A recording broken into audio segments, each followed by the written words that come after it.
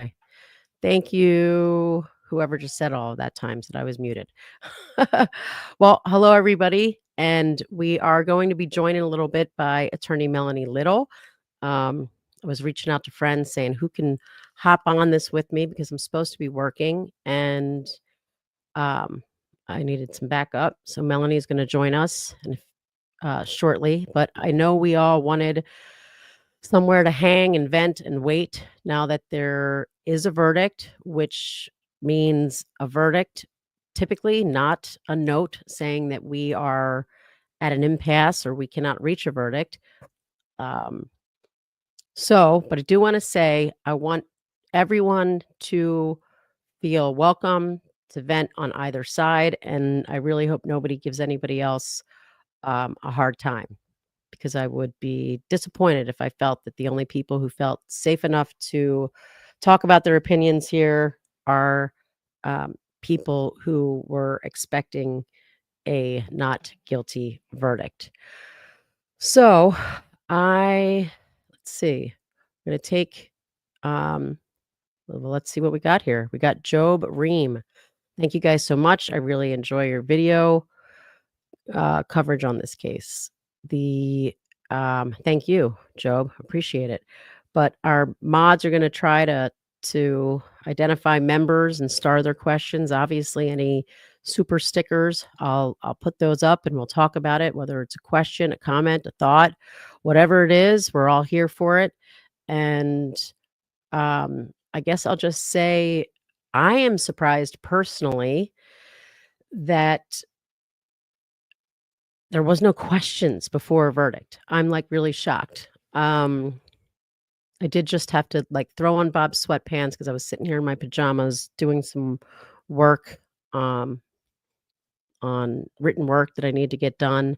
But I am surprised, given that there wasn't a verdict over the weekend, that today there's a verdict without a question and without ever saying that we're at a deadlock. So I wonder what you guys think that means. What your thoughts are and how you can how you think sort of the way everything has gone down up to this point supports that. Um, I know when I spoke to Bob, he was not sure if it was going to be like the 2 hours, but I heard him saying it on his live, so it sounds like that's the case. Amanda, thank you very much. She said she started this case with us. She can't believe we're here. Thank you so much. She feels so shaky. Yeah, so in my mind, and I'm totally skewed because of the way how strongly I think that in my mind, I think that there was reasonable doubt. Um, that maybe they're coming back not guilty, but it's there's really not anything for me to actually base that on, um, you know, other than my own personal thought that there was a lot of reasonable doubt. And I just, to me, I think it would be surprising to get everybody on the guilty train without even having uh, ever come in and said we're at a we're at a deadlock, we're at an impasse. Sarah Brown, thank you for your generosity. She's not sure how we do this. She feels sick to her stomach for Kathy and Rick. She couldn't imagine this being her job. Um, well, thank you. Thank you. Appreciate it. Uh,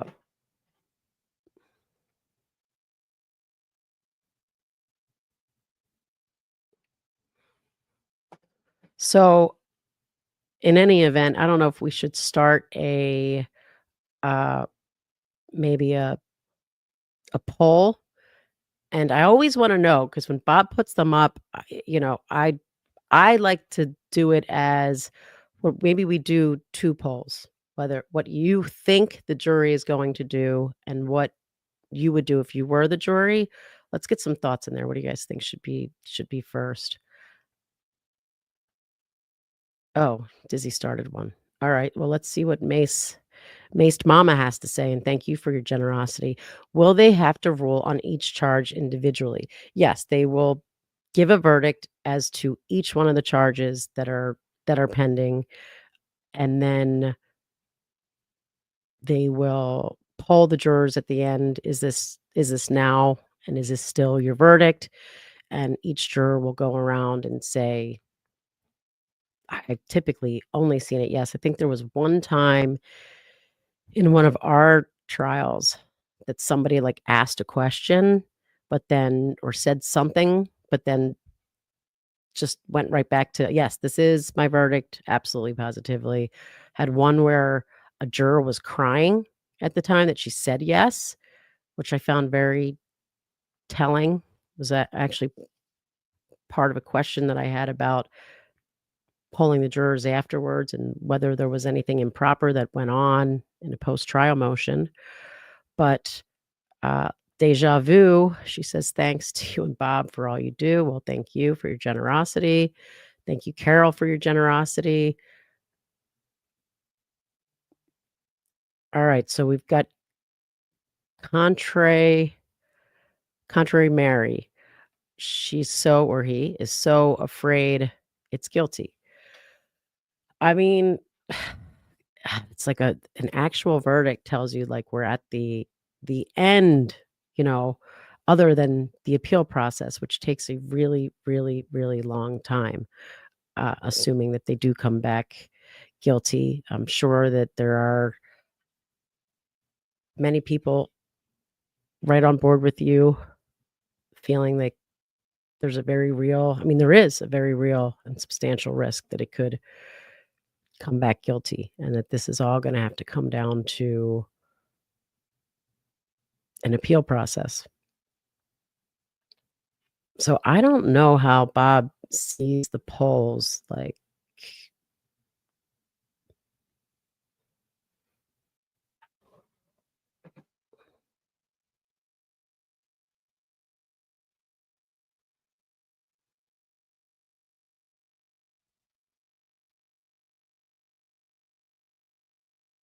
trying to see because like I said, we're trying to get all right. Hopefully, we'll be joined here soon by Attorney Melanie Little. We can get her reactions. If you haven't already subscribed to her, Attorney Melanie Little on YouTube, you should absolutely do that. But Dawn Burke says, I'm praying for justice for both sides. I'm praying for not guilty. Thanks, Dawn, for that $19. Clearly, that's what Dawn believes is is justice for both, is not guilty. Obviously, one of the worst things that could, or is likely going to happen unless they get some other entity to do some investigating, is that they'll never capture, if you think Richard Allen's guilty, all the people that were involved, and if you think he's not guilty, the people involved. So I hear you, Dawn, and thank you for your generosity. So Tear Talk from Prison to True Crime. Thank you for your generosity. I discussed this on my platform a few times, but I hope they don't minimize the confessions due to his stay in solitary confinement. I explained the reason in more detail on my channel. So clearly, Tear Talk believes that those confessions should be given weight. He doesn't think that they should be uh, diminished, or she, sorry, due to uh, due to Richard Allen's mental state. Paula Woosley, thank you for your generosity. Excellent new coverage, new subscriber. Thank you for subscribing. Appreciate it. Kathy Simmons, thanks for your generosity. All right, Bernie says, "You have both worked so hard in this case. I have so much respect for how much do care you've given. I'm watching from the UK. This is global. Thank you for your generosity." And Gen X CPA, thank you for your generosities. All right, Sarah Brown wants to know, when Bob finds out the verdict, will he be texting or messaging you, or will he be joining you to tell us? I suspect what will happen is we'll have to end this and he's just going to go live from wherever he is. He's definitely not going to be able to text or message me because he's not going to have his phone, and I suspect he's going to tell the world and alive from the street. But we didn't talk about it ahead of time, so we don't have a plan. So I guess that's problematic. Thank you, Struggle Bus Driver, for your generosity. Her thoughts are with Richard Allen, his family. So Katie, I'm sorry, my eyes are awful, but $5, thanks for your generosity. Katie says, no matter the verdict, do you think he has a suit for civil rights violations? I think not guilty, but want real justice for the girls. So, you know, I think if he's found not guilty, it's probably just not even worth the heartache of doing, a civil rights violation. Who knows though? But to me, I'd be like, want to move on with my life and do something else. But you never know. Um, and I also want real justice for the girls. And I think, I assume we can all agree that getting all of the people, again, whether you think Richard Allen is one of them, getting all of the people who committed this crime is, you don't get true justice until you get to that point. And one thing I am 1000% convinced of is that there is no way one person committed this offense personally. And thank you, Dawn, for becoming a member. Thank you, my Ciela, for your generosity. All right, Jesse says, love you, Allie, but would run off with your husband if I could. JK, kinda. Well, um, I just hope the right verdict comes in. Appreciate all you two do for us. Well, I appreciate your generosity, and if I've got any of my friends out there, uh, they know what my go-to line is and what I'm thinking when someone says they wanna run off with my husband. But he is a handsome, amazing, intelligent man, so I don't fault you for that. Uh, Sandy became a YouTube member, thank you. Leslie, thanks for your generosity. All right, so the crypto tax lawyer, Allie, that's all I said right now. I think I missed something. Or is that all you can say right now? But thanks for your generosity. Lori, my husband, and thanks for your generosity. My husband and I drove over 3 hours Saturday to see the Monon High Bridge. There is no way they could have seen the bodies or the clothes. We went back to the cemetery. Very easy way out. The area was not as big as people think. Yeah, I mean, I I guess in one sense it might not be as big as people think. I don't know. I was out there, and to get down there and across and over and around, I thought was a lot harder than it looked given the way the road curves and the water curves. I do think that the cemetery would be an easy way in and out, but I don't know about across the bridge, but I appreciate your input, and you might have gotten to see some more. I also don't think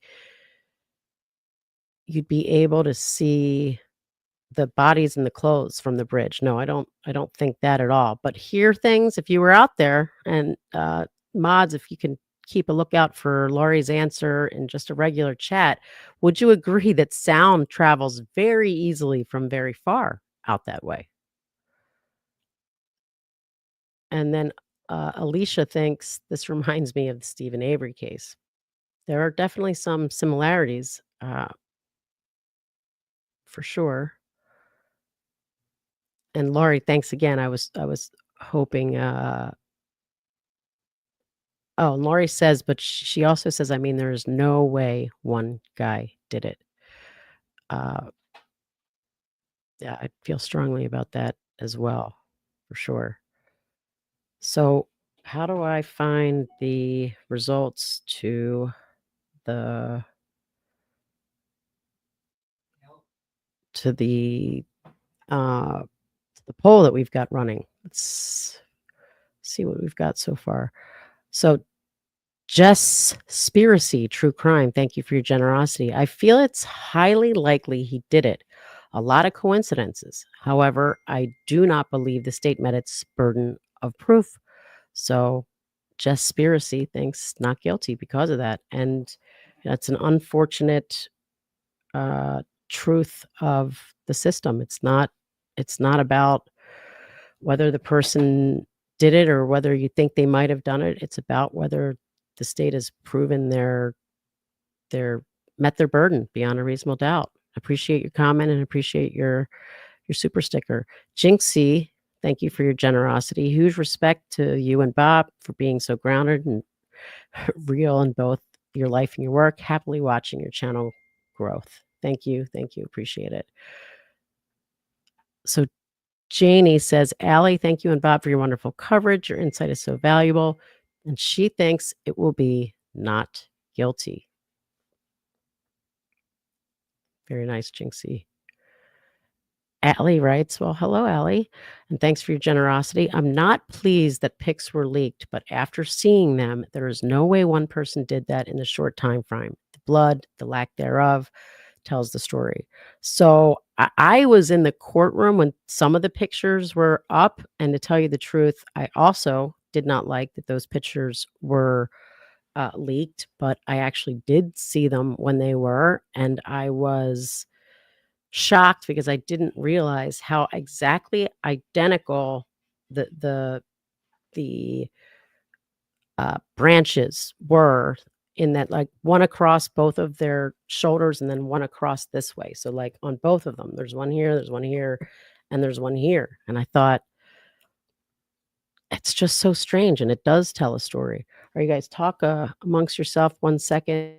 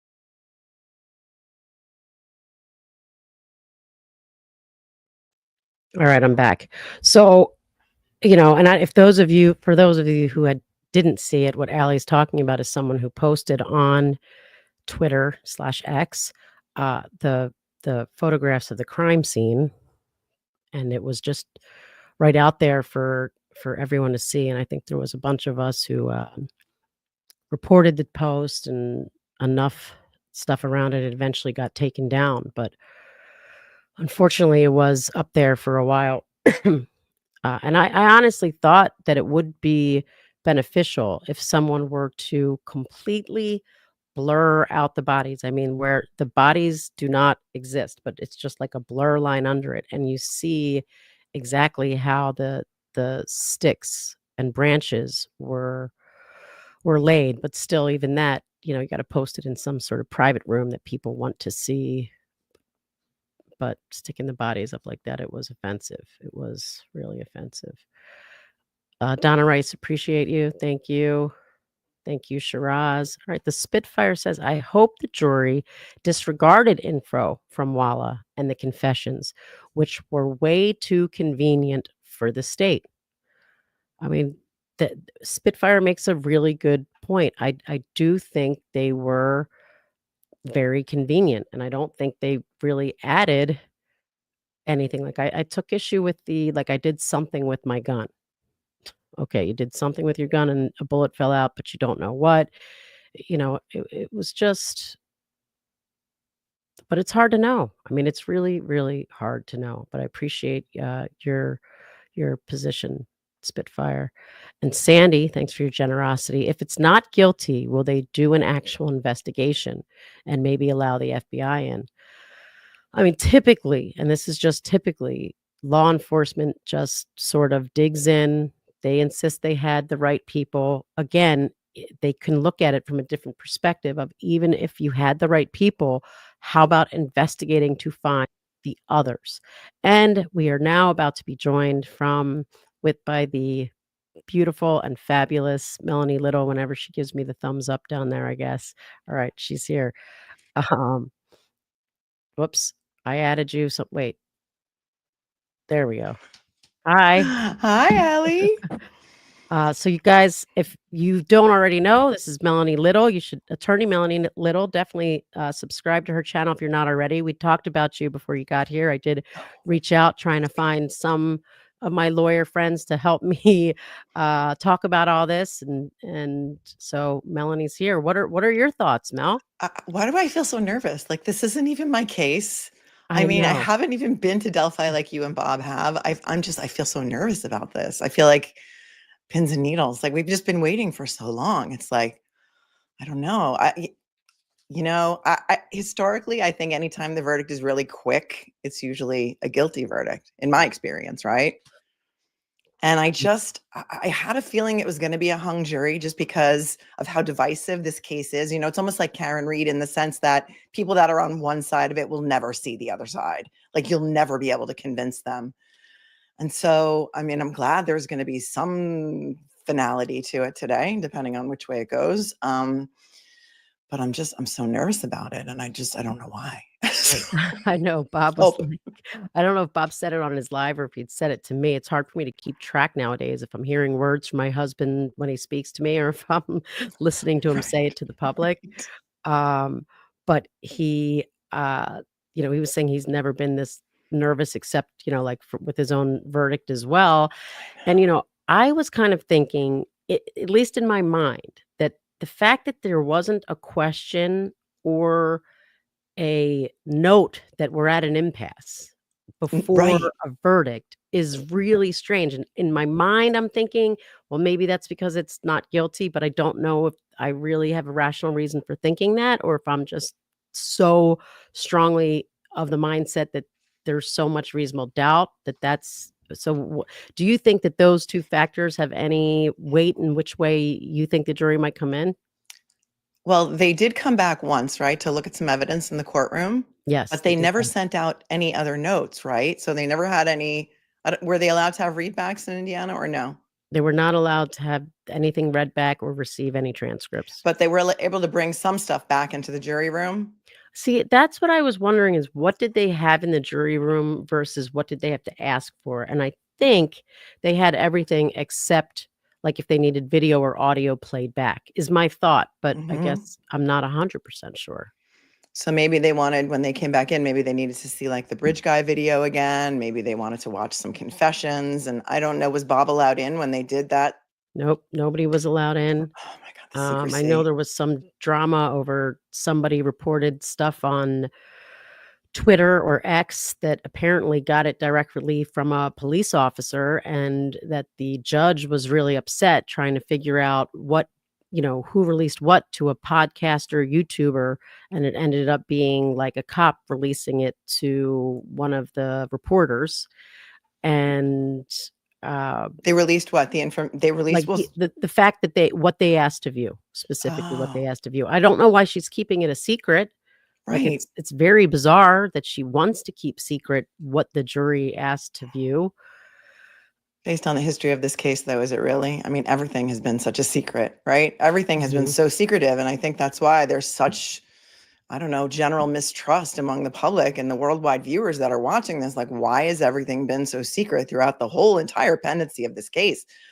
But that's what I was going to ask you too, because I've been watching you guys as much as I possibly can, aside from trying to get on with a regular life. But it just seems to, it's all consuming, this case, right? And so I was going to ask you if they've ever come back and said they're at an impasse, if they were ever given an Allen charge or whatever they call it in Indiana. And my And understanding is they it's don't have, like, an interesting. Allen charge specifically, and that it's up to the judge whether she, sends them back and how many times she sends them back.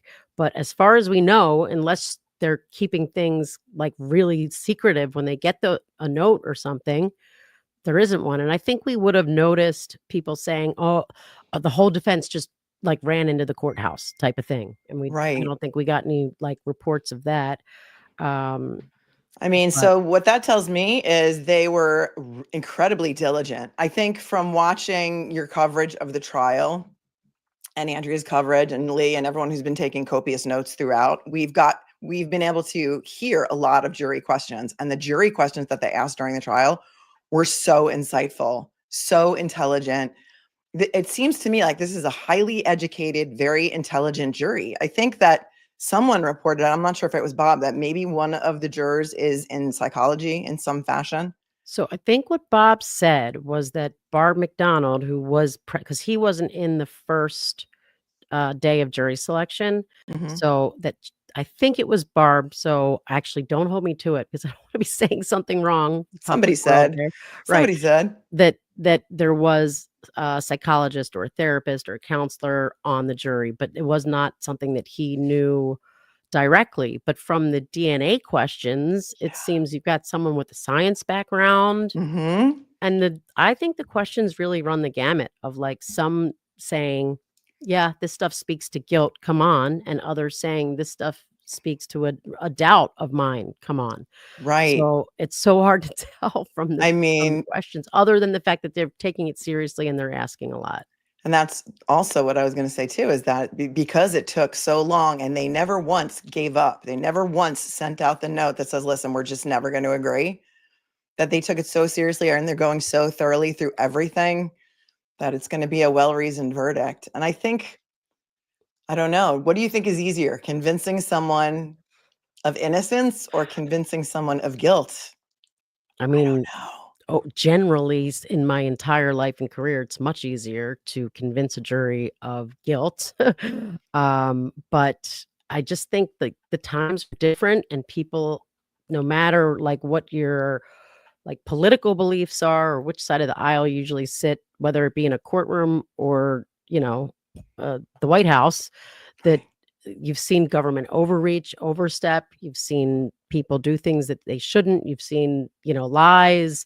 So I feel like jurors are more open to not just accepting whatever the state puts up there and whatever their witnesses say and whatever a cop says. But I look at that so jaded because all my life I couldn't understand why they accept it, so I might overthink the impact it's had, on people and their willingness to challenge things. Because when I think back at Karen Reed, which, for Mhm. those of you who don't know, attorney Melanie Little has been on that case from pretrial till now. She knows it in and out, follows everything. So everything, Karen Reed, you've got to subscribe to her. But I really felt strongly that there was reasonable doubt. I felt so strongly that there was reasonable doubt, but I also felt the jury was taking their time. They Yeah. actually came back hung all of those times.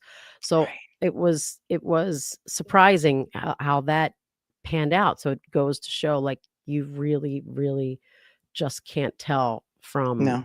from any of that.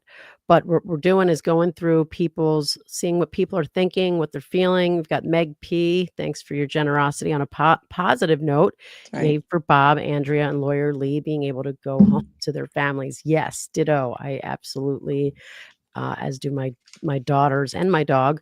How long Um, has he been gone? It's been a long time, right? He's been gone from the start, but he comes home on Saturdays, and then he goes back basically Monday at 4 a.m. So this morning, he Wow. stayed a little later because he figured he didn't have to be there before 11 with the 2-hour wait.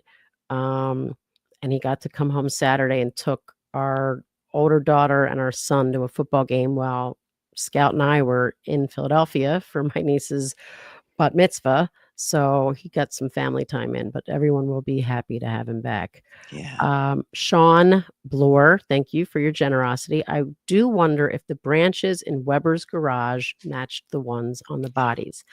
I mean, that's a very good question, and it's something I felt wasn't brought up enough in the closing. Like, they showed, I'm sure you know what he's referring to about this picture of a branch Tell in. everybody else who's in the chat who might not know. All right, There was a so picture of Ron Weber's garage, or Ron Brad Weber, Weber? he Ron or Brad? lives, um is it, now you got me thinking, is it I think it's Brad or Brad Ron? because I think there's 2 Brad. Brads in this case, Right, right? okay. So, yeah, Brad Weber. He lives at the end of that, what they always have been calling the access road under the bridge, and they kinda sideways got in this photograph without the state or the judge seemingly to understand what they were gonna argue from it, just to show this is where his car was parked, um, at the time that the girls would have been being, you know, unalived in the woods, and it had, like, some weird branch or something in it, and apparently made a bit of a stir when it got, like, when the jurors were looking through it, like, when it got admitted. But at closing, the defense just said, and you've gotta ask yourself, what, there were branches and sticks at the crime scene. What was Brad Weber doing with that odd arrangement with the chair, and he's cutting like, what's going on with those branches in his garage? But he never said, "Go back and look at the crime scene pictures because, the placement of those branches are so odd." It is somebody who, it seems to be someone making a statement with them, whatever that statement may be, and I don't think that would have crossed over the line into what the court excluded, but it Right. would have just reminded them to go back and look at it, because I think it's gonna be really hard for them to even wanna look at the pictures. Like, they Yeah. might not have made a big enough deal about the way the crime scene looked to prompt the jurors to want to endure having to look at those photos again. And without Mhm. looking at those photos again, they wouldn't see some of the oddness and strangeness that really was just right And there if you and look. some of the branches, I haven't seen the photos, but apparently I was just listening to you before I got on, and some of them were leaked, I guess, on Twitter, which I didn't see, thankfully, because I heard you can't unsee them. But some of the branches in those photos had clean cuts, right? And some didn't. And I couldn't tell from those photos, and I don't think that I, like, looked into it that but I don't believe, and someone in the chat, you have to tell me if I'm wrong, that they ever touched on that aspect of it during the trial, about how some of those branches looked to have been cut with something. Mhm. So I don't know that that would have been something that jurors were looking for, and I have no idea if they could ever tell from that photograph whether they matched the ones on the body, but they're in the guy's basically yard, sort of, so to say. So I guess they wouldn't be that dissimilar if they came off of trees from the general area. But we appreciate your comment and your generosity. And then Helena says, "Thank you for your generosity. I pray for a not guilty verdict or acquittal. Is that the same thing?" And yes, it is. It is. In So, which case he would be able to go home today, right? yep, yep. And thank you, Helena. Mike DiRado, thank you for your generosity. Thank God you are here. I couldn't wait to find out by myself. I'm actually nervous. Oh, hi, dearest Mel. Hi, Mike. And Helena, she gifted 5 memberships. Very nice. Very nice. KJAB, thanks for your generosity. Sending much love and respect for you and Bob. Your passion and integrity are inspiring. Praying your family is abundantly blessed. Well, thank you. And the same to your family. And you Nat, already thanks are. for your generosity. What happens to the gag order after the verdict is announced? So it I have to look at the language of the order itself, and I don't know if it's something I can even find at this point, but I had the same question. Technically, it should just be gone, but not really. I've had this issue where I thought we reached the level where enough came out in a trial where there was no need for the gag order anymore, and they're like, "No, an order is in place until the order is vacated, until the judge says otherwise."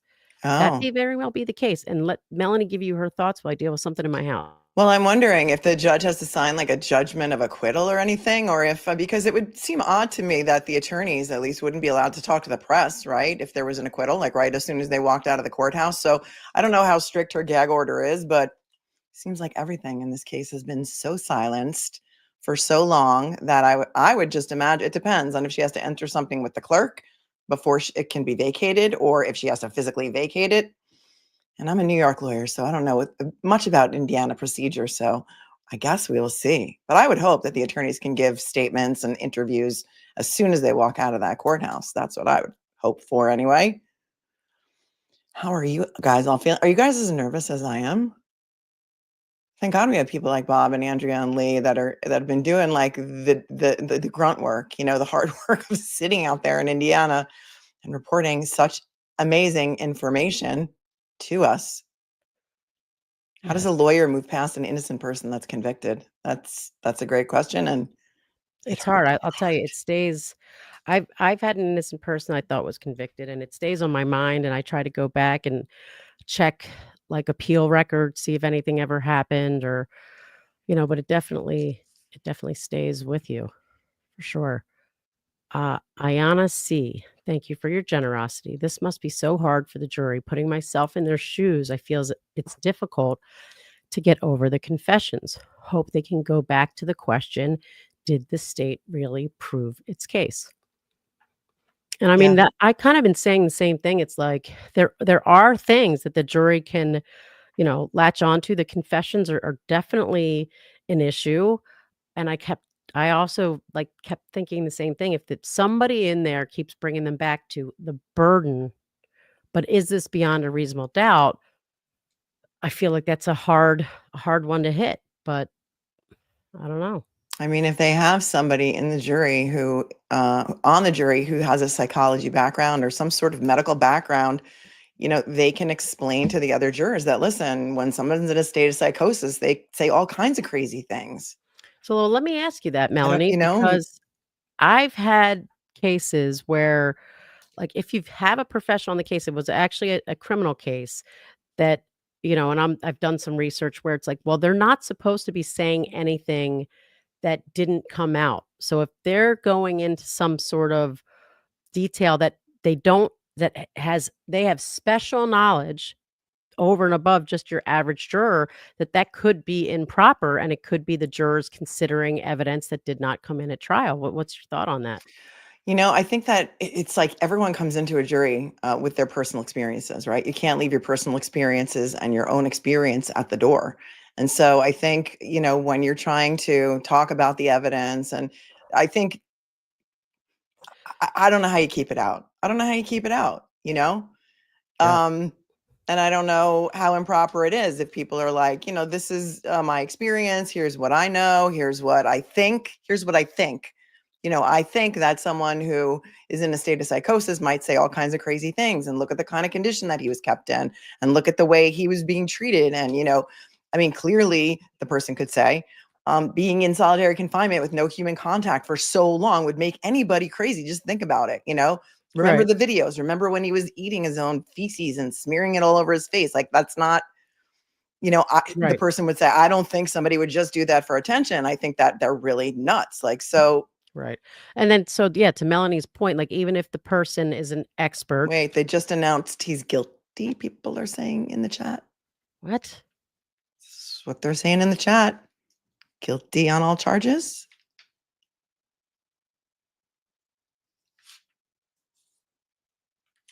Until you hear it from Bob. Yeah.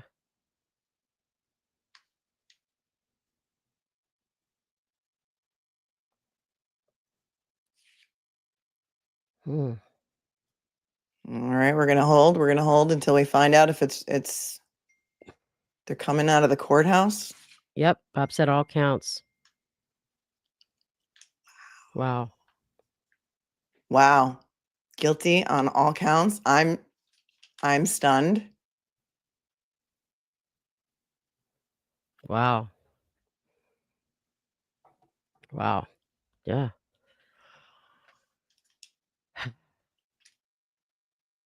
Um Jeez. One of your mods was kind enough to send me the verdict. I think it's the verdict slip.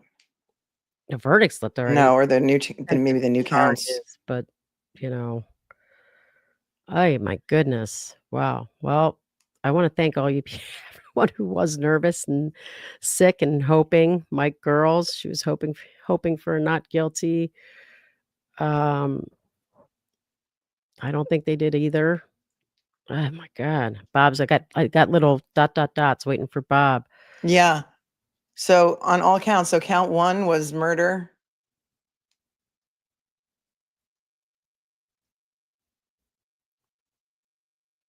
What was the difference between the 2 counts? There was murder and felony murder? Oh, the others, yeah, for based on kidnapping. That he kidnapped. And murder in the commission of a felon? That was the felony, was the kidnapping. I'm stunned. To me, there was so much reasonable doubt that you could drive a truck through it. The timeline, the blurry bridge guy video, the fact that, I mean, maybe excellent grounds for appeal that none of that third-party culprit stuff was allowed in my opinion, because there were so many third-party culprits. That's what I did on my channel. I went over all of the pretrial motions and all of the things the judge excluded and all of the other suspects that were initially looked into by the FBI and by the Indiana State Police and disregarded. And, Elvis Fields confessing to 3 people that he spit on the girls. And Oh my God. the jury never got to hear anything about that. Never got to hear any of it. And Bob stopped, his dots disappeared. So I don't know what he's I don't know what's going on over there. He might be trying to console. Oh Lord. So surprising. I mean, Wendy's outraged. Imagine now the jurors come out, they start reading up about the case, they start looking at YouTube, they start looking at Twitter, they start finding out all of the things they were not allowed to know about, and they have to live with this. yeah, I mean, you had And the they may same second issue guess with themselves. the Karen Reed trial. I mean, that was kind of Yeah, crazy. Jurors calling in, writing letters, and right. thanks MB, thanks DSN. Jeez. Karen Reed, the trial was not hung on all counts 1 and 3. They just didn't fill out the forms properly. Yeah, I mean that's definitely true, but there was some. If he's found guilty, well, here's Allie's question: may the appeal process potentially expose layers of corruption from the PD to the judge, or are the bad players protected? Meaning, could the full fruits of an appeal equal change in Carroll County? I mean, it's not going to be from the appeal process directly, because the appeal itself is going to be limited to the record, but Right. it could come out in a post-conviction petition that allows for the introduction of evidence outside of the record. Melanie Donahue, $9. Melanie, Allison, and Bob, 3 of my favorites. Thanks for having Melanie on the podcast. 2 very strong, intelligent lawyers. Well, thank you. Thank you. JD, I've been feeling like the jury decided on Saturday, but took the extra time to sleep on it and could come back today feeling sure about their decision. It sounds like they did do that, but they felt sure on a guilty verdict. I don't know. I mean, if they had people who were not guilty holding out, I don't see how those people could. It's harder to flip, I think. I think it's harder to convince somebody that they think is an innocent defendant, to convince them to send that person to jail, than it may be for somebody who thinks is guilty to let a guilty person go. I don't know. But Right. I fear for their mental health after they figure out all of this stuff that was not allowed into Well, this and trial. Mastiff mom, Missy, she mirrors your thoughts. Yes. Thank you for your generosity. Can you imagine if found guilty, the jurors, when they find out about the third party culprit and it being withheld, don't you think I don't think I could live with that kind of reasonable doubt, knowing I may have sent an innocent man to prison. I mean, that's exactly what Melanie was just saying. Hmm. Thank you, Dawn. Very generous. Nikki Mick, thanks for your generosity. I've read sequestered juries are more likely to find guilt. Any thoughts on that? Have you had a sequestered jury in your practice? Um, I think that Bob had a sequestered jury during deliberations, but I don't think we've ever had a sequestered jury the entire trial itself.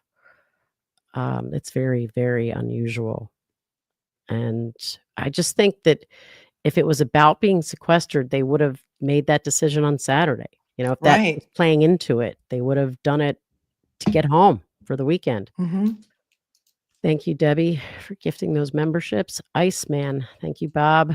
You and Bob for the coverage on this important case. I pray he's found not guilty. And unfortunately, that's not what happened. Sun Diaz, sorry if it's already been asked, but what kind of life do we think Richard Allen will found if not guilty? Yeah, well, unfortunately, we don't have to worry about that now, but hopefully will after an appeal. Yeah, I mean, if he had been found not guilty, yeah, it would be very difficult to get your life back after something like this. And imagine like just trying to get your mental health back to normal and how difficult it would be to get back just into society in your own home. And this is horrific. I mean, where are they going to send him back to? Westville? Right. To be guarded by those same guards that were guarding him the first time with the I mean, that's another thing that I was wondering, like, is the judge gonna change her mind and get and lift the safekeeping order? Ugh. Um, runs with sticks. Thank you for your generosity. I don't see 12 people getting over reasonable doubt. Neither did we. yeah. He, felt that the phone You want being to touched and take that moved. and I'll read it? Is that Bob? No, it was just Oh. a text. Unfortunately not Bob. Phone being touched and moved, the timeline, the probability of multiple offenders, and the confessions under torture and psychosis. Yes, I felt the same exact way. I didn't think that they were going to be able to get past that. Um, and if they were sitting back there thinking of any other way that this could have happened, that's reasonable doubt in and of itself. And that's what I would have liked people that's always, like, what I kinda and I thought the same in Karen Reed. I It's like, know. if you guys are back there, look at the pictures, and if you're trying to figure out how could one person have had the body upside down and the blood Right. move this way? Why are the sticks like if you're have all these questions, that's reasonable doubt. Right. How could a small man have gotten both those girls all the way over there through a creek? Um, Nobody ever said he was a small man, right? Nobody from the No, witness stand ever pointed him out and said, "That's the guy. That's Bridge guy." no, no. Thanks for your generosity, Dogs Unite Against Scientology, and guess we don't need to worry about a time frame anymore. Thanks, Antoinette Murphy. Thanks, Michelle Belanger. Thank you very much. Charlotte says, no fun being an alternate jury when you're convinced they came back with a wrongful conviction, speaking from experience. And I Oh, wonder if we'll hear it's from some hard. of those alternate juries. They were in, this is the, now Charlotte and Mods, if you can keep a lookout for her answer just in the regular chat, I'm assuming she was not in the court, in the jury deliberations having to sit silent the whole time, that she just waited outside the courtroom and never heard what was going on, because that's typically how it's done, unlike here.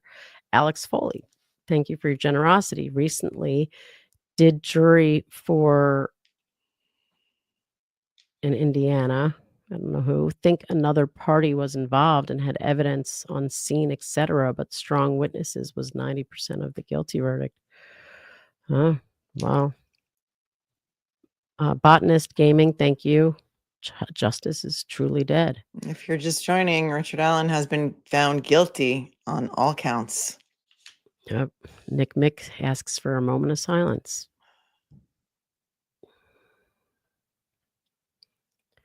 One Goodman's one gifted membership. Thank goodness. you.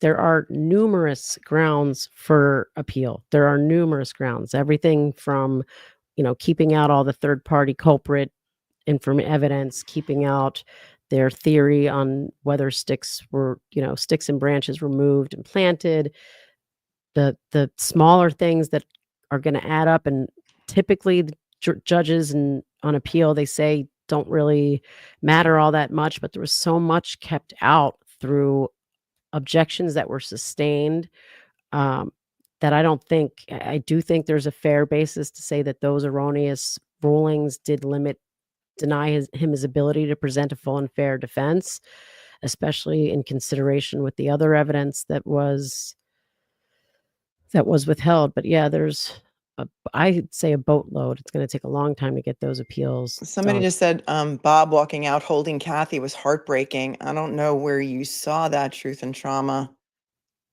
Or Allie, if you can pull up a shot of that. Want me to see if I can find it? Yeah. That's what I'm saying. I think that's probably why he's not really worried about going live right this second. Dawn, thanks for your generosity. And yes, I can understand feeling sick to your stomach. Carmel is utterly shocked. And Afton, thank you for your generosity. Remember, if you heard only what the jury heard, you may have had different opinion. Be I kind know. to them. No, that's true. I'm not over here super angry at the jury. It's just hard to. It's so hard when you know so much about the case to pretend that you don't know it, right? And to put yourself in the position of a juror who's walking into this case and hearing about it for the first time. It's so hard. So yeah, I mean, but even so, to me, there was so much sus testimony. Like, Dr. Walla coming in and admitting on the stand that she was a true crime buff and that she would talk to Richard Allen every single day about what the internet was saying about his case. Like, to me, that alone was like, what was she telling him? What was she saying to him? Did she hear about the van from him? I mean, did he hear about the van from her? Right. It's crazy. So column C, thank you for your generosity. Judge Golan, her rulings. Yep. I mean, Shan Lobo, thanks for your generosity. Judge Gullification wanted this over. She wanted a guilty verdict. This is not justice for Abby and Libby. Thank you, Bob and Allie, for all your coverage. Thank you. Thank you. Is evidence not allowed considered new for appeal? So, yeah, you can't put in any new evidence that wasn't offered at trial. They do have on the record the stuff that was offered pre-trial that the judge said she was accepting and admitting for the purposes of the trial record. I know they put in the phone call that we didn't get to hear, so the appellate court will get to hear that. Anything that was not allowed at trial that they sent me a picture. I can. Somebody said somewhere Elvis Fields is celebrating of him. Yeah, so the issues on appeal could be evidence that was improperly allowed in or evidence that was not properly allowed in. So those are at least two avenues for an appeal here, but appeals take a very, very, very long time. And in the meantime, he's going to go back into the conditions that he was in, maybe not in solitary, because, a pretrial safekeeping order is no longer going to apply because now this is a post-conviction. Right, and the prison's not gonna they're gonna have to follow their rules and not be able to just stick him, hopefully, in solitary just because they want to. I can share this picture. It is a little bit blurry, but thanks Mandy and Dizzy, they sent it to me. So from somebody's let's see.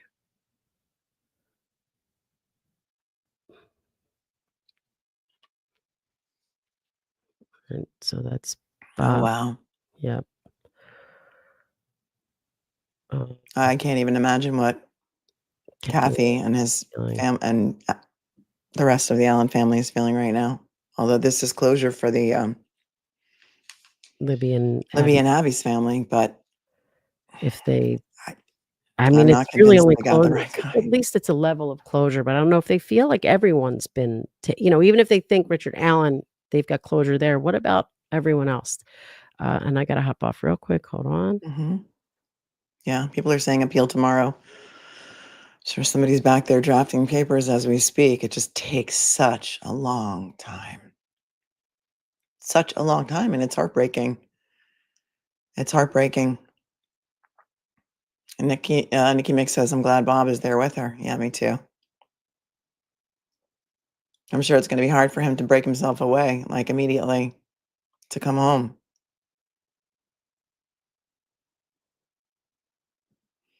Brutally honest's appeal, and this he will win. Yeah, but it takes so long. New trial, new judge, and the defense will be able to show all the evidence. In the end, when this is all over, Richard Allen will be found not guilty. That's a positive spin, brutally honest. Absolutely positive spin. Roger Reynolds is so disappointed in his state. A couple of you are crying in the chat. It's a very emotional day. For sure. I Right. Unknown DNA that wasn't tested. A hair that wasn't tested until what? The trial had already started? Yeah, I mean, at the end of the day, that it seems that it ended up to be nothing, but it just shows that they weren't even trying. That I mean, it just makes you think, why? Why weren't you looking? Mhm. What were you afraid might come out? What weren't you looking for? And but that's if you're back there on the jury, you're like, all right, so they didn't test a hair that ended up being nothing. No biggie. Right. Like you're not like everyone's saying, you don't know everything that they don't know everything that you know, that we know.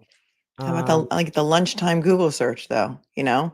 Like, oh, yeah, I went out and I Googled it and it says that it can be caused by, if there's water in the phone and it dries, that can register as plugging in to a right. headphone jack. Girl Ryan, thanks for your generosity. Surprised? No. Sad, super sad. I think the general public has blind faith in law enforcement and prosecution and even reasonable doubt slaps them. It's ignored. I mean, yeah. Would Gull be on the appeal? No, deja vu, and thanks for your generosity. This Mhm. goes to a completely different panel of judges, but if it comes back to trial, as Melanie can tell you on Karen Reed, it's Mhm. going back in front of the very same judge unless something unusual or different happens. Right. Right. An appellate court is usually a panel of judges and they just hear oral arguments sometimes from the attorneys and they ask them questions and it's all about the law. No jury involved or anything like that. So it's all on papers and oral argument and it's questions of law. The very esteemed panel of judges who are very knowledgeable about the law. So Yeah, but this is gonna be the kind of appeal that takes a really long yeah. time to get filed just because there are so many instances. And before we get to an appeal, we have post-trial motions that we have to Hmm. hear, and so there's time before they even can file that. Hmm. Um, Right. Motions to set aside the verdict. right, gonna get all of that. So there'll be a lot of things argued, but I think we should expect that none of those will go anywhere. And Muzerlina, thanks for your generosity. I don't know if there's a GoFundMe for his appeal. I doubt there would be yet. I mean, although people think that Bob had something to do with the first GoFundMe, he had absolutely nothing to do with it, except that um, the the attorney, the attorney for the attorneys, asked Bob to go on with him when they were uh, the person who set it up was doing a live about it, and then there was some, discussion about the way it was worded, but that was just people having, uh, suggestions after the fact. So I don't know. And he should have his right to appeal. He has a right to appeal with a court-appointed counsel, which is what he has now, and it would be different court-appointed counsel unless he Yeah. wanted to get private counsel. Lena, thanks for your generosity. I'm losing faith with the justice system between this, Ashley B., and Karen Reed. Absolutely disgraceful to me. And it's just, it is crazy because we had thoughtful jurors on, you know, both cases, Karen Reed and this case. And although Karen Reed, they did try to find not guilty on certain counts, but just the fact that they, you know, it's difficult. I don't know that I'd put my faith in the hands of, my life in the hands of a jury right now, or anyone in my family. I agree with that. I agree with you. Lazika, if I'm saying that right, sorry if I'm not. Thanks for your generosity. My number one jurist concern, there are red rummers still free. That's on me and me alone. Yeah. I don't know who me is in that scenario. But on law enforcement, on maybe that's initials of somebody that I can't think of right this second.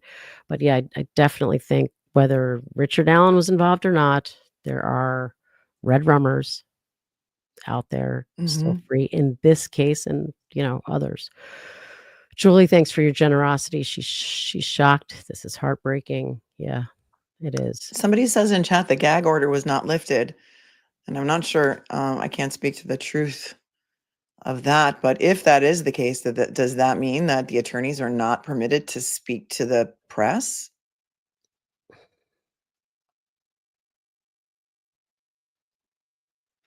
I'm texting Bob, but interesting. he hasn't said anything to me other than answered all counts when I said, was it so? He's not. Oh, that's does the jury decide the sentence in a case like in Indiana, or does the judge? I don't think that they. I don't know actually.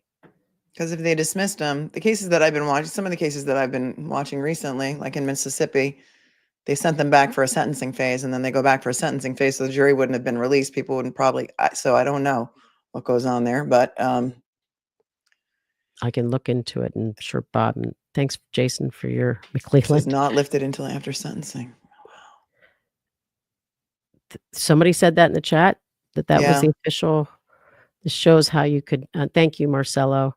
How you can never talk to police ever. Don't be a good person, and this will happen to you. Sadly, horrible takeaways from this trial.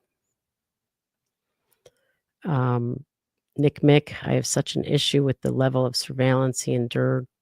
I feel the state used these reporters as agents of the district attorney. I mean, it is stunning. Una, thank you. She's stunned. We're right there with you. Sandy, golf cart lady B, $5. Thank you. The jury system needs remodeling. They don't understand reasonable doubt. Were they given an instruction on reasonable doubt in this case? Because I watched another trial recently where the judge was like, I don't have to instruct on reasonable doubt. Everyone knows what reasonable doubt is. I was stunned. The reasonable doubt one was like the strongly convinced, but also that it's got to be so, you know. They did. They got one. Miriam, $5. It feels like they took this long because they had to flip those against guilty verdict. I don't know how that can be fair. I mean, unfortunately, that's the way that's the system. You know, it's just supposed to be a matter of like talking it through. You know, not a pressure situation. And if it was a pressure situation, you would have expected it to come back saying deadlocked at some point. And then you've got to worry, you know, are people doing that? Tammy Clips, thank you for your generosity. I was wrongly convicted of a small crime. No one would believe me. I had proof of my innocence in Kentucky. Sorry that happened to you. That's horrible. Sarah Brown, again, thanks for your generosity. Appeals take so long. I don't think we can mentally, emotionally last that long. That's going to be tough. Yep. I mean, I don't know. I feel like the judges might say on appeal that it went to wait. Yeah, I agree. I agree.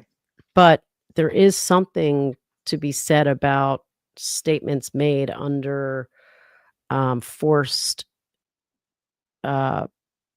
antipsychotics.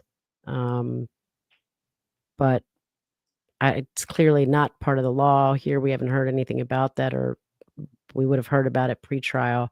But Melanie and I are both saying that the appellate court's likely going to say now they can take that into consideration when they're judging the weight of the evidence. Was there Right. sufficient weight to find guilt here? Was the verdict supported by the evidence? They could take into consideration the fact that the confessions were made under the circumstances that they were, under the medication that they were, to decide to give it minimum weight, and that a reasonable jury could have only given it minimum weight. But it's hard to say, and they're always going to be trying to find ways to support the jury verdict. That's the default anyway. Right.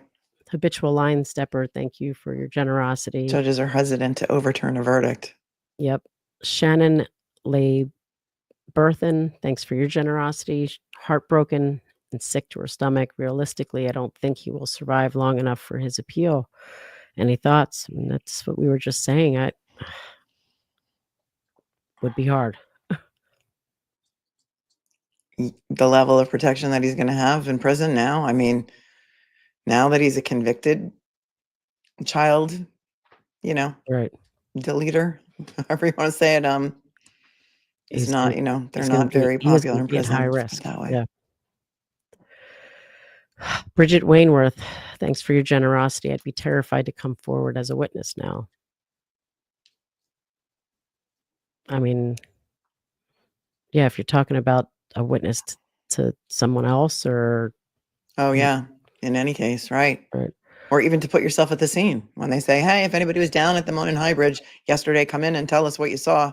People are gonna be like, yeah, no thanks. Saw how that went for the last guy. Robin Hall, thanks for your generosity. She's ready to start that crowdfunding, or he. I do know a male Robin. So habitual line stepper, thanks again. He has to survive long enough to see the appeal and guarantee the perspection that and others don't believe he will. Yeah. Yep. Jason McClelland, thanks again for your generosity. The prevailing voodoo in Australia is a long verdict is guilty. If it was weak case, they wouldn't have taken so long. Excellent coverage from us. Well, it's interesting in Australia. Thanks for your perspective there. Julie, thank you. Any way to write Richard Allen and offer emotional support? Yes, there absolutely is. Once he gets placed, it's usually 30 days after sentencing, and I guess you'll have to wait to see where he gets returned to now. But wherever he is, you should be able to find him on online, and then follow the whichever jail or prison instructions to write to him. Right. Jessica Nebecker. We need to start. So someone else who wants to start crowdfunding for the best appellate attorney money can buy. Yeah, maybe that's Andrea Burkhart. She said she'd be willing to get involved in the appeal. I heard her say that yesterday. Oh, really? Well, Yeah. she's going to be put to the test there. Sun Stamp 36, thanks for your generosity. I'm feeling the exact opposite feeling than the OJ verdict. Okay. Because in OJ, they were sequestered and found not guilty. So, yeah. Simone, thank you for your generosity. Right, exactly. That's what Melanie just said. He's Right. less safe now that he's That's what I was been thinking. convicted for a crime against children. Or everybody wants to donate towards appeal. I mean, I'm sure they'll figure that out. I will tell everyone, don't go donating anything anywhere until you get from some reliable source. It's needed because appeals, he's going to get appointed appellate counsel, and if the family is actually trying to seek to raise funds for Right. Don't get fooled. There's a lot of fake GoFundMe's out there. So you don't want to get fooled and, donate money to something that's not real. All right, I'm getting word from Bob. Why don't you chat and I'll You see. got it. All right. You got it. I can't really pull anything up, but I can certainly look to some questions in the super chat.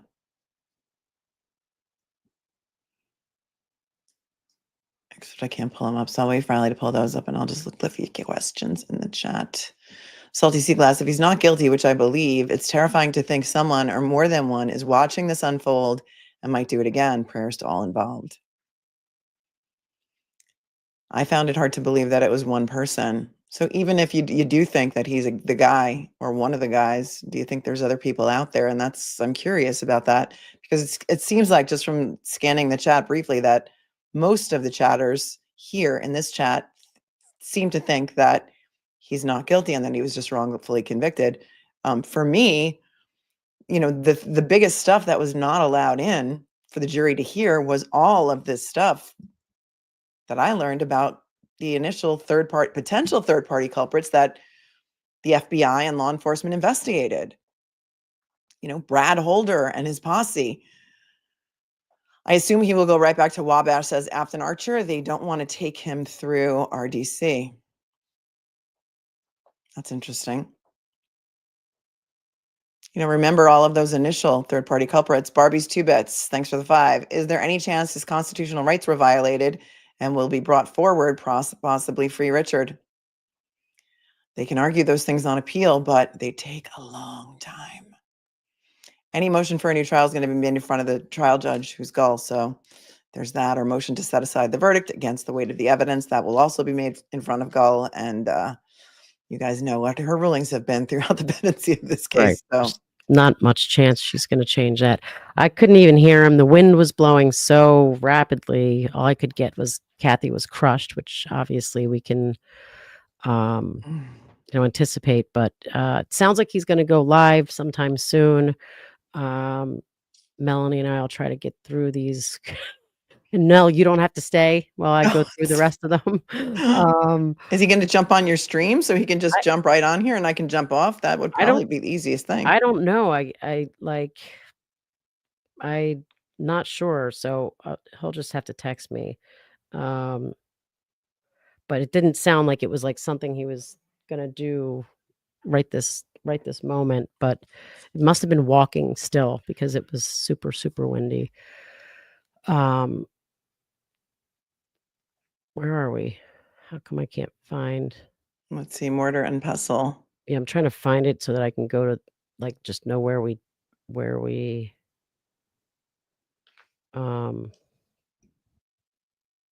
maybe I'm okay. So still figuring out. I mean, the start at the bottom and go up. Okay. That makes it harder Hey, for me Dizzy. to know where I was. But yeah, and as Melanie was saying, that's anything about the judge misconduct. It can be addressed on the appeal, but not Judges really. have a lot of latitude. They have a lot of discretion.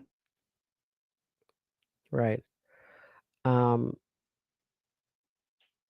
Okay, I'm gonna start at the bottom, although that I feel like makes it harder for me. But I'm doing what was it, Dizzy? What Diz said. So Daniel Gorbia, thanks for your generosity. Or moral of the story: never help the police with anything, especially without a lawyer, and even more so in Indiana. Yeah, Daniel. I mean, it does seem to be one of the morals. Miss Always Right Ryan, thanks for your generosity. 75% of the U.S. will be calling tip lines to help. Will not be calling tip lines to help. So she's echoing the same sentiment that Daniel, that everyone's kind of saying. It really makes you stop and think. It's unfortunate. Kelso, OJ, CA, Casey Anthony get acquitted, but Richard Allen guilty. Pathetic. I mean, regardless of whether you think he's guilty, they didn't meet their burden, in my opinion. They did not meet their burden. The burden's always on the prosecution. There was a lot of reasonable doubt. I'm having a hard time digesting this verdict. Me too. Not your Llamas Drama. Drama. Okay. $10. Thank you. Literally throwing up. I'm sorry to be so blunt. I screamed. I can't do today. Taking my PTSD meds and pretending today didn't happen. I can't do this, but we'll donate 1,000% to a appeal lawyer. And Or listen, I don't want to say $100,000. $100,000. I just want to say Right. I don't want to be putting her Right. Don't write a a check you can't cash. bunch of lawyers out there. I'll take it. Right. um, we need your voice. We need to be very vocal and not get Epsteined.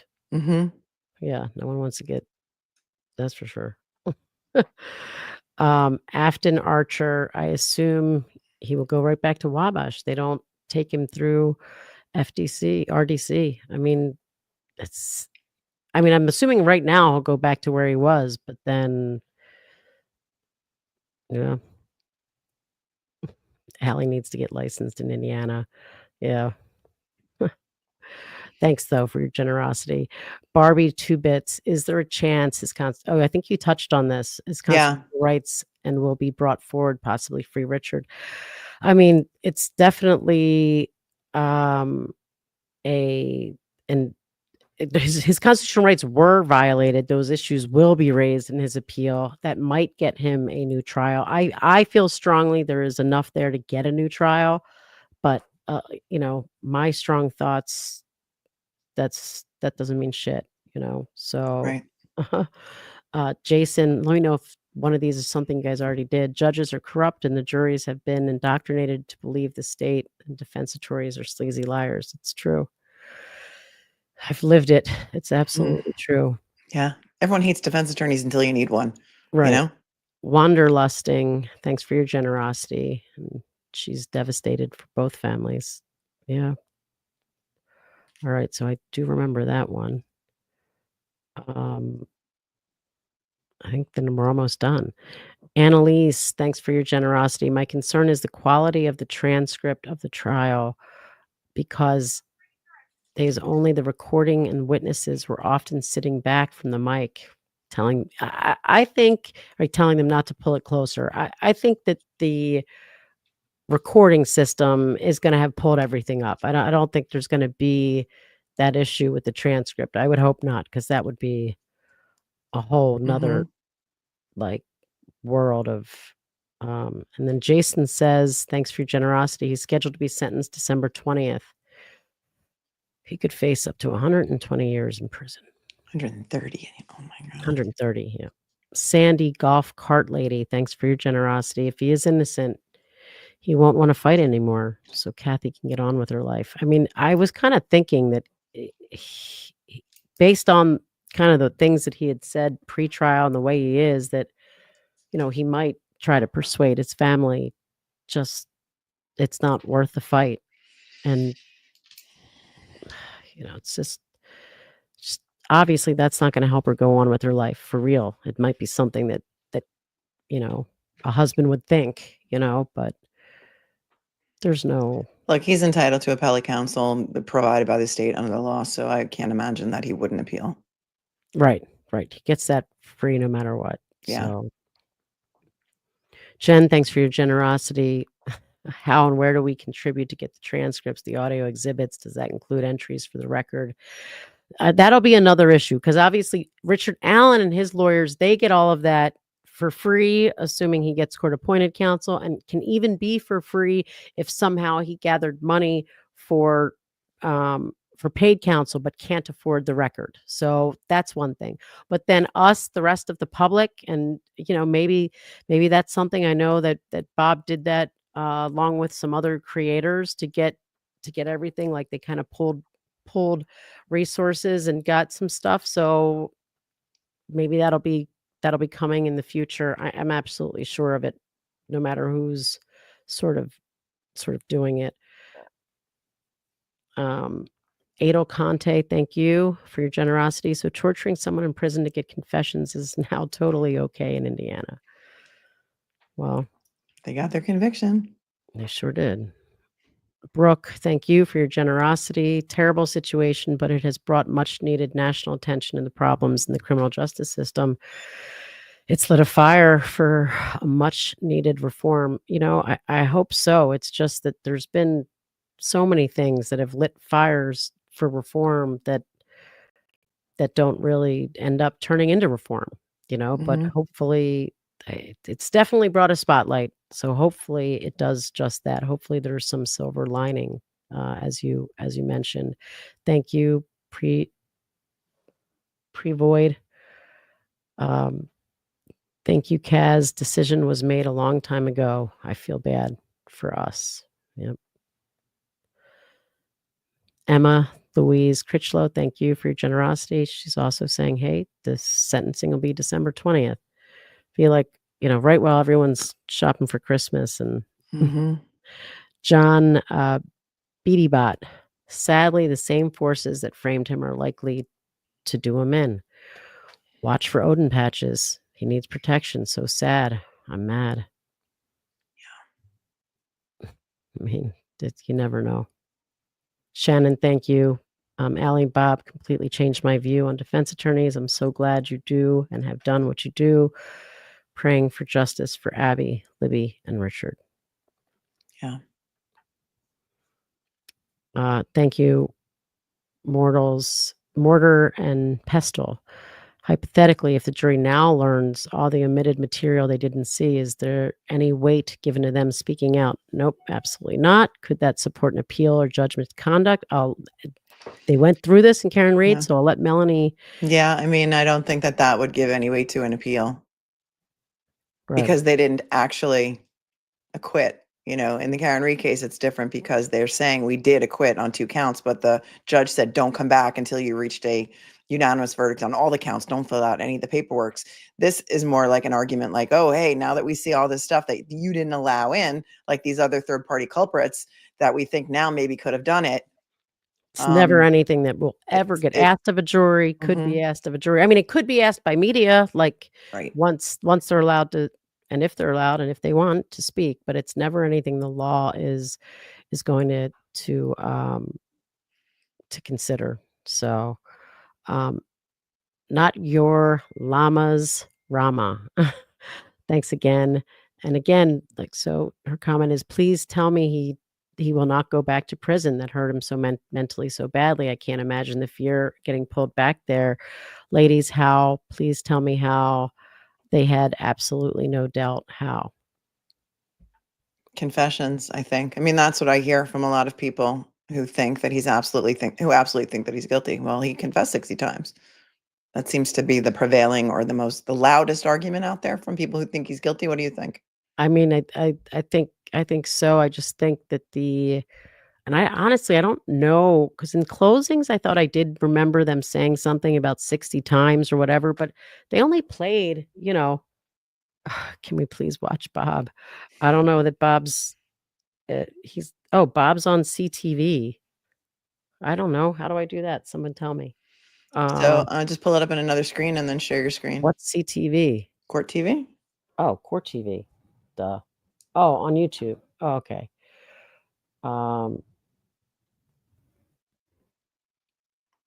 Okay. And then you can rewind it a Is it little bit. live though? Oh yeah, here we go. He is on If you there. want me to share the screen, I can do it on my end. All right, guys, I found it. About to share it. There's Barb McDonald. And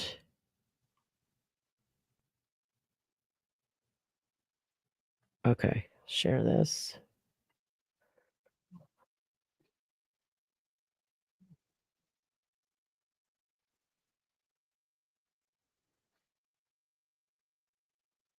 On YouTube podcast. He was also out in Delphi. So if you rewind a little bit, It's great to see everyone. they had him full screen. Bob, since you were I think it was after. Had a great panel of folks maybe. with us. Philip Dubé, Ted Rollins, my colleague, Marie Pereira.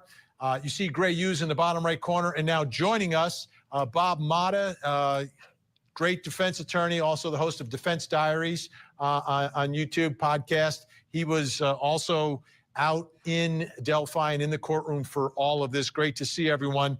Bob, since you were inside the courthouse, want to get your take today as you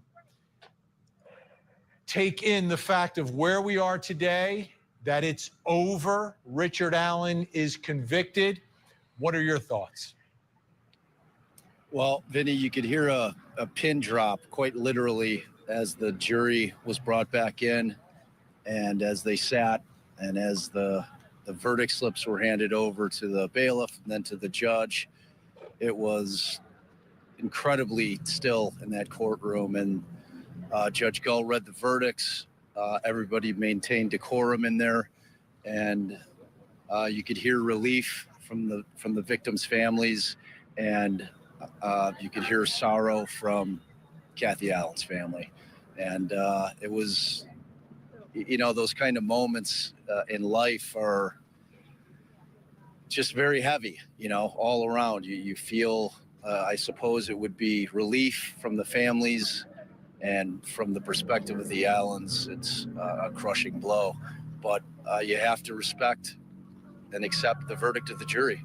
They put the work in. They were in there for just around 17 hours before they rendered their verdict, and they came out and they found him guilty on all counts. Bob, let me ask you this. Because you've been covering this story, you're a great attorney. Do you have any lingering questions in this case? I do, and I don't want to. That's kind of the problem with this case, is just the way that the procedural posture was handled throughout it. I don't want to have any doubts. And there's going to be appellate issues. I mean, there are certainly going to be appellate issues. And I think that anybody that's been keeping track of this case and following it closely knows that there's going to be appellate issues. At the end of the day, I think, Vinny, you and I have talked about this, is the weight of those confessions, which I have I'm very inclined to think that was ultimately the thing that locked it for the jury in terms of coming back with their guilty verdicts. Will those outweigh any other errors that may have been made by Judge Gull during the process, to where those will be found to be harmless error? So, I mean, ultimately it's going to get litigated. Unfortunately for the families, they're going to have to hear about appeals being filed.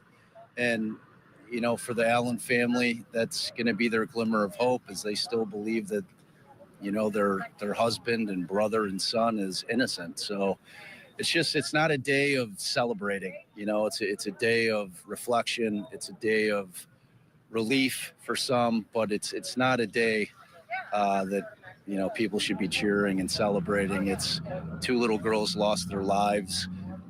They will never be brought back, obviously. And in terms of justice, it's the best that we can do. Yeah, it's all that's left. It's all that's left for the families.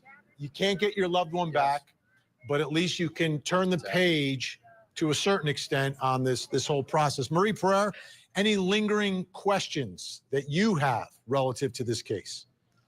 I do, and I want to agree with Bob. I respect the process, and it is a relief for the family, but I still have this scratch of reasonable doubt that I can't reach to I have the itch of reasonable doubt, and I can't reach to scratch it. You know why? From day one, putting this whole thing, Judge Gold, under a shroud of secrecy, making it seem like almost like a witch hunt. The way they presumed him guilty before the trial, the way they hounded him, the way they treated him in prison, putting him away, the way they got the confession, his mental status when he made the confession, all of that, the length of time it took them to even prosecute, all of that leaves me feeling uncomfortable. Like Barbara said, like Bob just said, I respect the verdict, but there's a part of me that says that it's a verdict that could have gone either way, because there could have been reasonable doubt. The way they handled the investigation, everything creates a shroud of, I'm not 100% sure they got the right guy, but somebody had to pay for this. It was so heinous what happened to those kids that somebody had to pay. And I feel like the jurors went according to that mode of operating. And I'm not 100% sure they have the right person. Gray Hughes, let me ask you the same question, because I know you 1,000% agree with this verdict. Are there any lingering questions in what happened to Abby and Libby? I mean, we don't know exactly how it went, at the crime scene, how, it was amazing how the defense made a big deal about in their, I don't know if you ever saw that Frank's memorandum where they tried to introduce to the public this massive conspiracy using Odinus. They had like 90 something points on how difficult it was to take the arm out of the clothing and move it to like undressing them and so forth. But the gun did everything. He took the girls down the hill using the gun. He took them across the creek and likely had them undress themselves at gunpoint. And then Abby apparently dressed herself at some point later by using the gun. It's not complicated, but they were trying to make it seem really complex, that there had to be more than one person involved. And I got to say, I don't see any reasonable doubt on, All right, I'm just going to say he's forgetting that assuming it was Richard Allen, he had to then have his hands on the knife and be unaliving at Libby while Abby was just sitting there with no gun on her. So where is how one person accomplished that? And do if we he want had a gun, why would he use a knife? Why wouldn't he just use the gun? Right. Do people want me to keep going with this? I think. Oh, is this on real time right now? I just paused it. Yeah.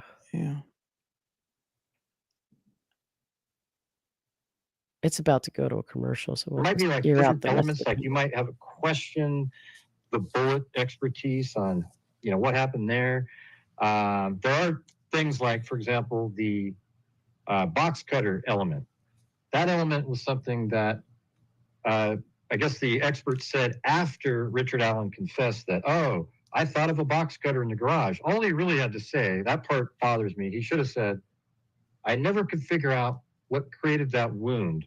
But then when Richard Allen confessed, I had a whoa moment, and I went and tested it, and the box cutter matches exactly to the wounds, and that would seem reasonable, but people probably thought like, oh, they're just trying to make the evidence match because he said it after the fact, right? So I don't have a ton of questions. I think the evidence in this case absolutely has always pointed directly, and even with the lack of some of the techniques that they use and problems, the evidence still overcame that. That's how powerful the timeline was, the confessions, etc. That's why he was found guilty.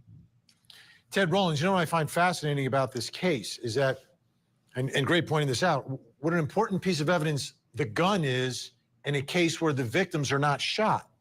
The victims had their throats slashed, yet there was an element of ballistics and then the gun being used. I mean, that's the only way you could explain how one man could control two victims.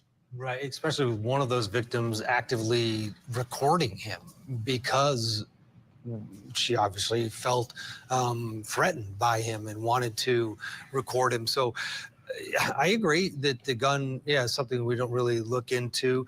Let's face it, right before we found out from Barbara the verdict was guilty, didn't all of us have a little feeling that maybe, what if it's not guilty? I mean, I think once the time period got to like 15 hours or so, I agree with Barbara's like, this might be going to a hung jury, but we didn't get to hear if there were any questions or if they were even read an Allen charge. We don't know. That'll come out later, I'm sure. But there is a bit of weird doubt. And again, I come back to this idea of not allowing the public in all of the way and to see all of this case litigated properly. And to your point, Vinny, boy, had they gone and interviewed him properly at day one, of course, all this is over. How do you not? I mean, you've got a mad killer on the loose, a man who, if you look at him, similar build to the guy that you have video of as your suspect. Who said he's there? So who then says he was there? Immediately that gets him onto that grid, right? Onto that picture, onto that people who were there. Except he's 5'4". I don't understand. It's No. not, you don't have to Right. be like the FBI.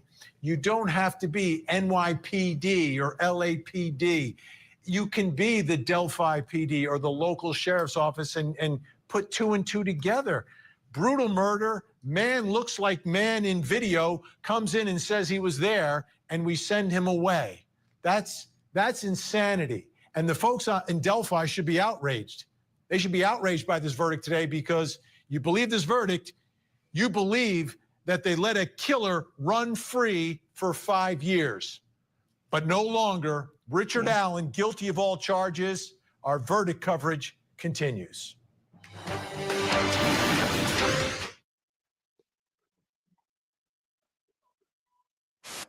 Wow. They didn't even want to spend the 10 grand to find out how tall the guy was on the bridge, right? They didn't No. want to spend the 10 grand. They spent over $4 million, or I think over $4 million prosecuting this case, but it wasn't important to find out, even within 2 inches, how tall bridge guy was. Maybe because they knew the answer wasn't going to be, 5 foot. Was he 5'4", 5'5"? 5'4" or 5. There was a little bit of dispute over that. Bob did say the jury was polled, but that was when I couldn't hear him, so I didn't really get to hear how it went, because I wanted to hear what their voices were like and if there was any pause or if there was any delay. Amanda, thanks for your generosity. Please ask Bob to tell Kathy and the family I send my comfort. Yeah. Tracy Fagan, thank you. Andrea crowdfunded for Depp and Heard, and then they released it to everybody. So maybe it'll be something similar. Jennifer Smith, thank you for your generosity. Another reason I now hate living in Indiana, corruption. Oh boy, I feel like the rule. Thank you, Sunny Days. I feel like the rule of law is crumbling in the U.S. Yeah, definitely seems that way. Crime to crochet. Thanks for your generosity. Would everyone writing letters to the governor, representatives potentially help get an appeal more quickly? It's not going to help get an No. appeal real quickly. I mean, that would be something that if someone was looking for a pardon, or, or maybe even to investigate a judicial inquiry on the judge, maybe, I don't know. What do you think? I know you don't think it would help with an appeal, but is there any Well, aspects you think it would help with? I mean, a pardon really is the only thing that could happen at this point that a governor could do, right? I Right. mean, you can't get an appeal more quickly because it takes so much time to draft the papers and the briefs, and you have to wait for the trial transcripts, and that takes a long time. This was a Right. long trial, and you have to have the entire transcript. That takes time. Takes time to be transcribed and printed, and It's so not like just you the just process is right, on the attorney's end. It takes a long time, right. It's not like you just write things in an appeal. You right? cite it by page number, by line number to where it was said in the record. So it's And a it's a lot. special set of skills. Being an appellate attorney is very different than being a trial lawyer. It's a whole separate set of skills. So, Yep. Yep. Caradish, thanks for your generosity. From Wales, UK, spent time at uni in the States. I love your country. Don't think Richard Allen was guilty. Who can really say? Trial was questionable. Human rights breaches everywhere. Thank you for your coverage. Yeah, appreciate your comment. It's true. DSK 1317. I have anxiety and know this could happen to me. I mean, Sarah Brown again. Thanks again, Sarah. People pay attention and want change until it's not a headline anymore. Then 90% lose interest. Judges, prosecutors, etc. very rarely have to worry about being held accountable. They're above the law, apparently. I mean, we again bringing it back to Bob's back on. Okay, people. yeah, there's immunity, for prosecutors and judges. There's a certain level of immunity unless there's corruption. So they have a very wide latitude to do kind of whatever they want. And a lot of people are seeing that, I think, by the cases that we've all been covering lately, shining a light on what goes on that many people feel is unjust. And many people say, like the last super chat, this could happen to me. It's frightening.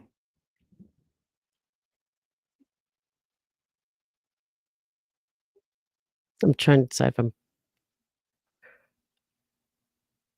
I mean, I don't think we need to go back. We're about to wrap up, and then you guys can watch Bob on Court TV, get through the last of these questions. All right, I'll jump off, Allie, so you can finish with your super chats, and everybody just, hang in there. I know Yep, that a lot and of you are not feeling like this is what you wanted to hear today, but hang in there. And thank you, Melanie, and everybody. Go subscribe to Attorney Melanie Little. She covers a lot of things, and everything's. When are we starting trial for Karen Reed? Well, it's supposed to be January 27th, but they've asked to push it until April Fool's Day. Both fittingly. parties, right? Yeah, they've agreed, but Judge Bev, she doesn't always agree what they agree to, but the appeal's pending, so she probably will let them push it out. All right, and thanks We'll Stream see. Elements and our mods for posting Melanie's stuff there so that everybody can subscribe. Thanks again, Mel. I really appreciate you. Oh, Allie, anytime. joining Love you, us. girl. All right, love Thanks, you too. mods. Take it easy. Bye. All right, so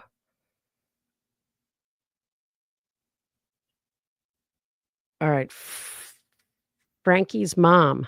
How come he didn't have a speedy trial? It took years for him being held inappropriately. Yeah, I mean that was a huge issue, and all of this stuff. I don't know if Frankie's mom, you didn't cover it from the beginning, but it clearly it took them 5 years to even arrest him, and then his lawyers got removed from the case, and that's what really interfered with his right to a speedy trial. That was part of the uh, uh, trial attorney's issues that were raised to the Supreme Court on an appeal while the case was still pending. That by doing this, it deprived him of his right to a speedy trial. And then when the lawyers came back on, there was still more evidence and things happened. So, but yeah, I appreciate it. Thank you.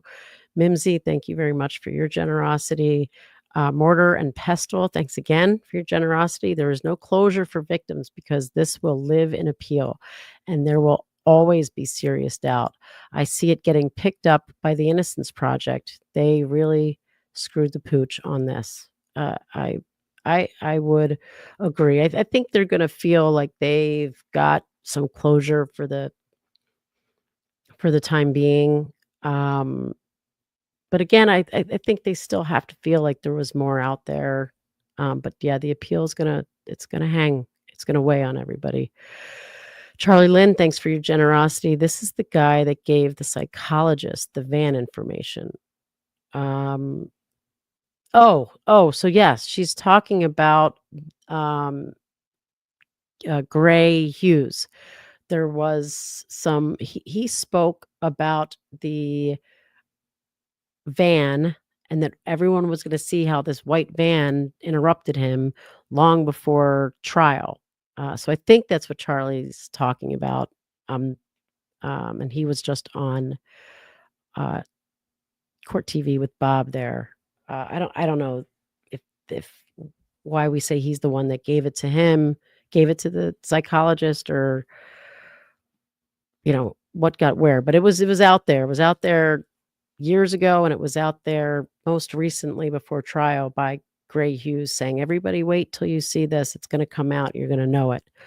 Kaz, thank you for your generosity. Did Gray test the box cutter on someone's neck? He said it looks exactly the same. Sick man, but it looked the same, Gray.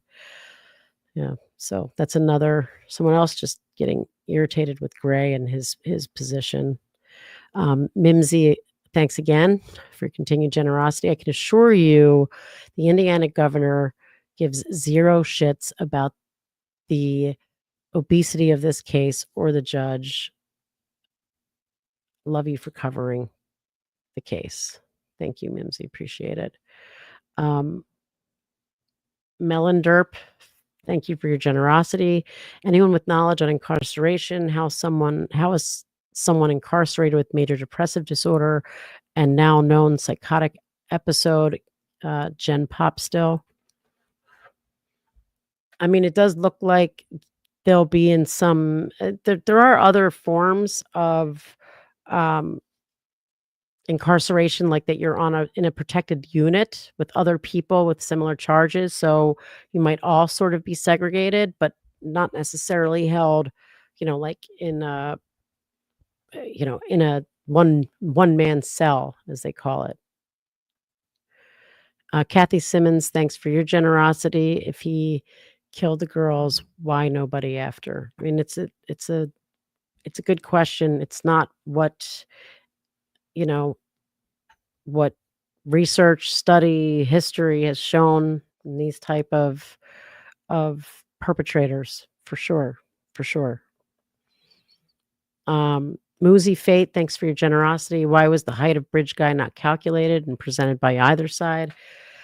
I mean, who knows why the defense didn't do it? It could have been funds. It could have been just so many things going on. But why the state didn't do it? It seems only 2 inches here or there.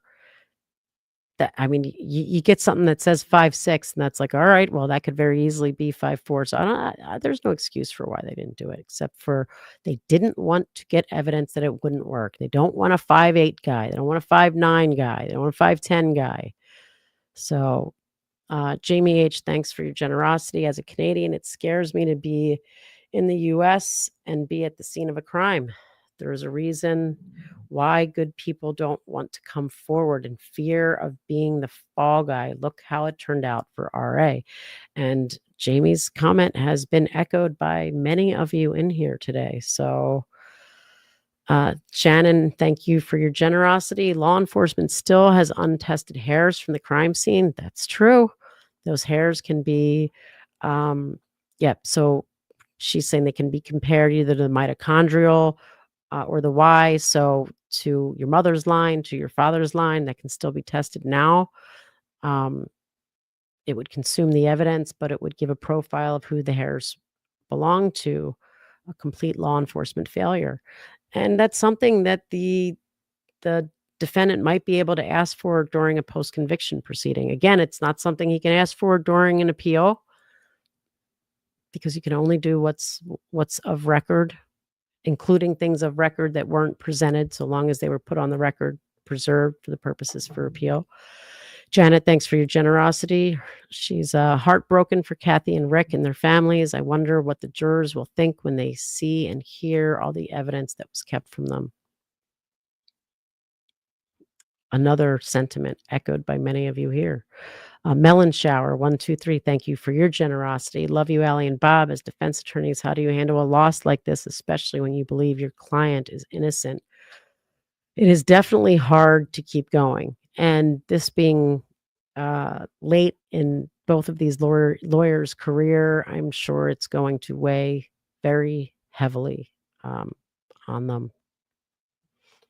Jamie, thanks for your generosity. Did anyone at all ever report hearing a gun fired? No, that was nothing that was ever reported, nor do they believe a gun was fired. It was just that a bullet fell out of the gun. It was never fired. So, and Mortar and Petals just became a YouTube member. So thank you very much. All right, guys, I'm gonna let you guys go and process this. I'm sure Bob will be at you live sometime soon. Again, if you haven't subscribed here already, please subscribe here. Definitely give Melanie Little, and she's at Attorney Melanie Little on YouTube, a subscribe as well. It's a hard day, and if we are feeling like this, I can't imagine what the Allen family is feeling and what the defense team is feeling. So, but we'll talk again later, and hang in there, everybody. Thanks for being here with me. Bye.